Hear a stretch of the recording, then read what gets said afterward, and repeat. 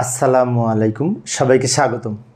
প্রিয় শিক্ষার্থী বন্ধুরা, আজকে আমি আইসিটি বিষয়ের পঞ্চম অধ্যায় সি প্রোগ্রামিং সম্পর্কিত সেন্টিগ্রেড তাপমাত্রাকে ক্যালভিন তাপমাত্রায় রূপান্তরের অ্যালগরিদম ফ্লোচার্ট ও সি প্রোগ্রাম আলোচনা করার চেষ্টা করব। তো আলোচনায় আছি আমি মোহাম্মদ সিরাজুল ইসলাম, বরিশাল সরকারি model school and college, Barishal. চলো শুরু করা যাক। প্রথমে আমরা তাপমাত্রা পরিমাপের এককগুলো দেখে নিই। আমরা জানি তাপমাত্রা পরিমাপের প্রচলিত স্কেল সাধারণত তিনটি, যথাক্রমে সেন্টিগ্রেড, ফারেনহাইট স্কেল এবং ক্যালভিন স্কেল।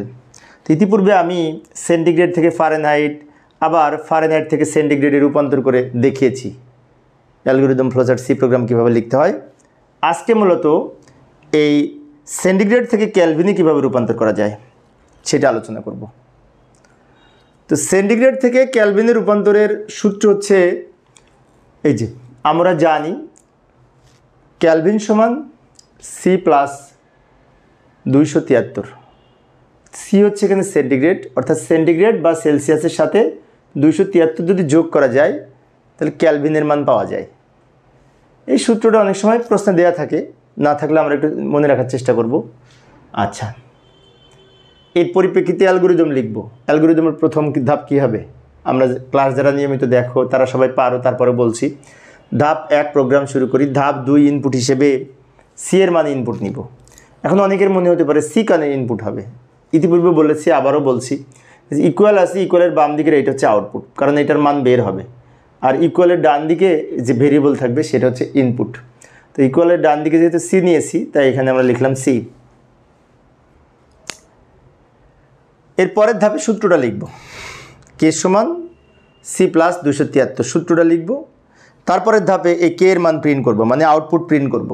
তারপর প্রোগ্রাম শেষ করব, অর্থাৎ কে এর মান প্রিন্ট করব। এখানে সমানের বাম দিকে যেটা আছে সেটা নিচে আসে আউটপুট হিসেবে, সমানের ডান দিকে যেটা থাকে সেটা ইনপুট হিসেবে উপরে যায়।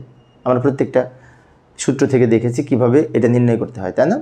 ইনপুট, প্রক্রিয়াকরণ, আউটপুট। তো এই হচ্ছে আমাদের অ্যালগরিদম।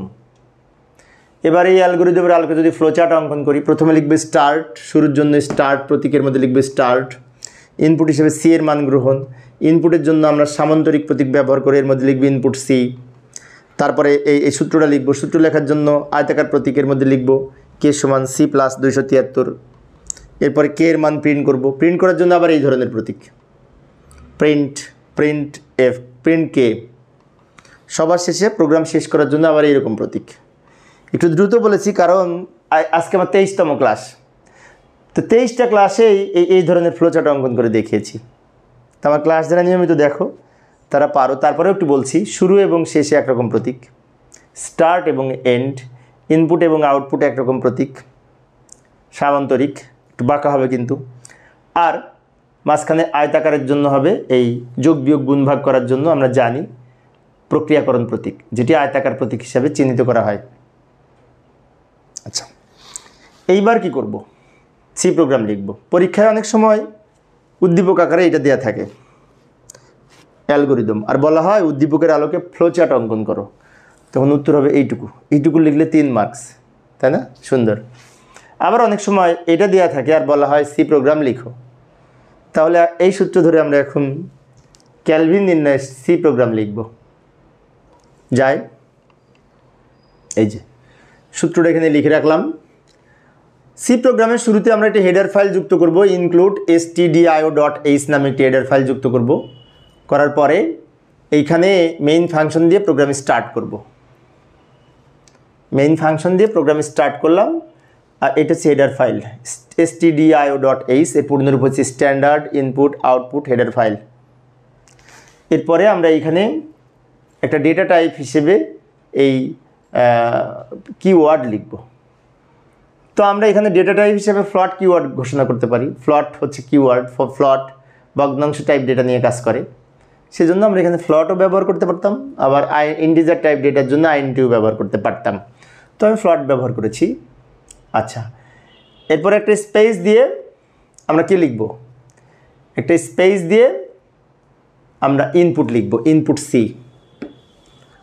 আবার একটা কমা দিয়ে আউটপুট লিখব, আউটপুট কে। তারপর সেমিকলন দিব। এরপরে আমরা এখানে ইউজারের কাছ থেকে প্রিন্টএফ ফাংশনের মাধ্যমে ইউজারকে বলে দিব এই সেন্টেন্সটা কি লিখলাম, এন্টার ভ্যালু অফ সেলসিয়াস। মানে প্রোগ্রামটা রান করলে এই প্রিন্টএফের মধ্যে যেটা লিখবো সেটা দেখতে পাবো। তো প্রোগ্রামটা রান করলে যে রান করবে সে তো ইউজার, এই সেন্টেন্সটা দেখতে পাবে, এন্টার ভ্যালু অফ সেলসিয়াস। এরপরে কিবোর্ড থেকে সেলসিয়াসের মান ইনপুট নেওয়ার জন্য স্ক্যানএফ ফাংশন ব্যবহার করব এবং এই স্ক্যানএফের মধ্যে এখানে আমরা সংখ্যাসূচক ডেটা গ্রহণ করার জন্য, ভগ্নাংশ টাইপ ডেটা গ্রহণ করার জন্য %f লিখব।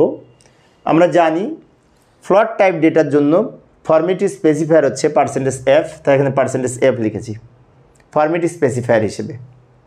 এরপর একটা কমা দিয়ে এই ডেটাটা যার মধ্যে রাখবো ইনপুট নিয়ে, কম্পিউটারে তো মেমোরির মাধ্যমে রাখবো, কার মধ্যে, এই সি এর মধ্যে, তাই অ্যান্ড সি লিখবো কমা দিয়ে। বিষয়টি আবারও বলছি, লক্ষ্য করি, স্ক্যানএফ হচ্ছে ইনপুট ফাংশন, %f হচ্ছে ফরম্যাট স্পেসিফায়ার যার মাধ্যমে ভগ্নাংশ ডেটা ইনপুট নেওয়া যাবে, নিয়ে আমরা এই সি এর মধ্যে সংরক্ষণ করব, তাই অ্যান্ড সি মানে অ্যাড্রেস অফ সি। এর পরের লাইনে আমরা সূত্রটা লিখবো যে কে সমান C+273, সূত্রটা লিখব, সূত্রটা দেখে দেখে লিখব। তারপরে কে এর মান প্রিন্ট করার জন্য আমরা আবার এখানে প্রিন্টএফ ফাংশন লিখব এবং এখানে আমরা একটা সেন্টেন্স লিখতে পারি। উত্তরটা আমি কিভাবে দেখতে চাই, মনে করি আমি দেখতে চাই ক্যালভিন ইজ ইকুয়াল টু, এই নামে দেখতে চাই, এই যে তো লিখলাম kelvin is equal to %f এবং %f যেখানে লিখব সেখানে এই ফলাফলটা প্রকাশ করবে। আচ্ছা, এবং এখানে কার ফলাফল প্রকাশ করবে, কে এর ফলাফল, তাই কেটা আবার এখানে কমা দিয়ে শেষে লিখে দিয়ে সেমিকোলন দিব, কারণ এখানে যার নাম লিখবো তার ফলাফলটা %f এর পরিবর্তে এখানে প্রদর্শন করবে ভগ্নাংশ টাইপ ডেটা হিসেবে। সবার শেষে রিটার্ন 0 লিখে প্রোগ্রাম শেষ করলাম। এই হচ্ছে আমাদের সি প্রোগ্রাম। এখন আমরা যদি এটা কম্পিউটারের মাধ্যমে প্র্যাকটিস করে দেখতে চাই, তো এটা সঠিকভাবে লিখে সেভ করে কম্পাইল করে প্রোগ্রামটি রান করলে এই ধরনের আউটপুট পাবো। এই যে এখানে কী লিখেছিলাম প্রথমে প্রিন্টএফের মধ্যে, enter value of Celsius, enter value of Celsius, এটা দেখা যাবে। তো আমি এখানে একটি সেলসিয়াস লিখি, মনে করি 37.5 সেলসিয়াস সমান কত ডিগ্রি বা কত ক্যালভিন হবে, তাই না? তো ওটা লেখার পরে আমি যদি এন্টার বাটনে চাপ দিই, তাহলে এই লাইনটা দেখতে পাবো, ক্যালভিন ইজ ইকুয়াল টু এই সূত্রে সি এর মান এই 37.5 বসিয়ে এটার সাথে যোগ করে যেটা হবে সেটা কে এর মান, এবং এই কে এর মানটা এখানে প্রদর্শন করবে। এই যে এখানে প্রদর্শন করেছে এই 37 আর এটা যোগ করে সি এর মান 37 ধরে দুটো যোগফল এখানে প্রদর্শন করেছে এইখানে, এবং এখানে কিন্তু 310.5 হয়, বাট পয়েন্টের পরে আরও 5টা শূন্য নিয়ে 6টা ডিজিট হবে। কারণটা কি, কারণ %f এর ডিফল্ট আউটপুট হচ্ছে পয়েন্টের পরে 6 সংখ্যা। এইভাবে আমরা এই সেন্টিগ্রেড তাপমাত্রাকে ক্যালভিনে রূপান্তর করতে পারি সি প্রোগ্রাম লিখে। তো প্রিয় শিক্ষার্থী বন্ধুরা, এই ছিল আমার আজকের আলোচনার বিষয়। পরিশেষে সবাই ভালো থাকবে এবং সুস্থ থাকবে এই কামনায় খোদা হাফেজ।